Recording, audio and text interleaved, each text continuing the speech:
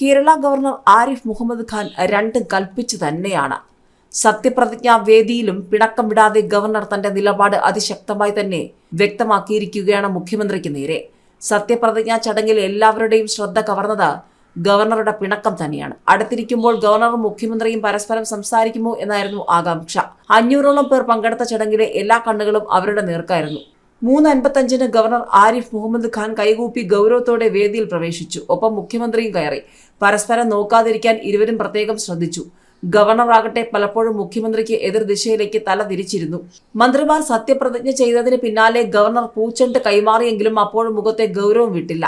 മന്ത്രിമാർക്ക് മുഖ്യമന്ത്രി പൂച്ചെണ്ട് നൽകിയപ്പോൾ ഗവർണർ പിന്നോട്ട് നീങ്ങി വഴിയൊരുക്കി. 4:06 ചടങ്ങ് പൂർത്തിയാക്കി ഗവർണർ പുറത്തേക്ക് നടന്നു. അല്പനേരം കുശലം പറഞ്ഞ ശേഷം മുഖ്യമന്ത്രി ക്ലിഫ് ഹൌസിലേക്ക് തിരിച്ചു. രാമചന്ദ്രൻ കടന്നപ്പള്ളിയോടും ഗണേശനോടും അവരുടെ കുടുംബാംഗങ്ങളോടും ഏറെ നേരം കുശലാന്വേഷണം നടത്തിയ ശേഷമാണ് ഗവർണർ മടങ്ങിയത്. ജനുവരി 26 ഗവർണറും മുഖ്യമന്ത്രിയും ഇതിനു മുൻപ് കൂടിക്കാഴ്ച നടത്തിയത്.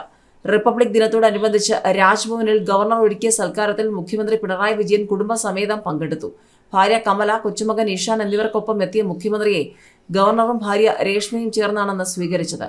മുഖ്യമന്ത്രിയെ കാറിന് സമീപത്തെത്തിയാണ് അന്ന് ഗവർണർ യാത്രയാക്കിയത്. എന്നാൽ ഇതിനു പിന്നാലെ ഒന്നിനു പുറകെ ഒന്നായി ഉടലെടുത്ത പ്രശ്നങ്ങൾ വീണ്ടും ഇരുവരെയും തമ്മിൽ തെറ്റിച്ചു. ഓണാഘോഷത്തിന് ഗവർണറെ സർക്കാർ ക്ഷണിച്ചില്ല. ഗവർണർ മന്ത്രിസഭാംഗങ്ങളെ ക്ഷണിച്ചെങ്കിലും അവർ പങ്കെടുത്തതുമില്ല. ഗവർണർക്കെതിരെ സർക്കാർ കോടതിയെ സമീപിക്കുകയും SFI കരിങ്കൊടി കാണിക്കുകയും ചെയ്തതോടെ മുഖ്യമന്ത്രി തന്നെ കൊല്ലാൻ ആളെ വിട്ടെന്നുവരെ ഗവർണർ ആരോപിച്ചു. ഇതിനിടയിലാണ് നിയമസഭ പാസാക്കിയ ബില്ലുകളിൽ ഗവർണർ സ്വീകരിക്കേണ്ട നടപടികൾ വിശദമാക്കുന്ന മാർഗരേഖയും ബില്ലുകളിലെ തീർപ്പിന് സമയപരിധിയും ആവശ്യപ്പെട്ട് കേരളം സുപ്രീം കോടതിയെ സമീപിച്ചിരിക്കുന്നത്.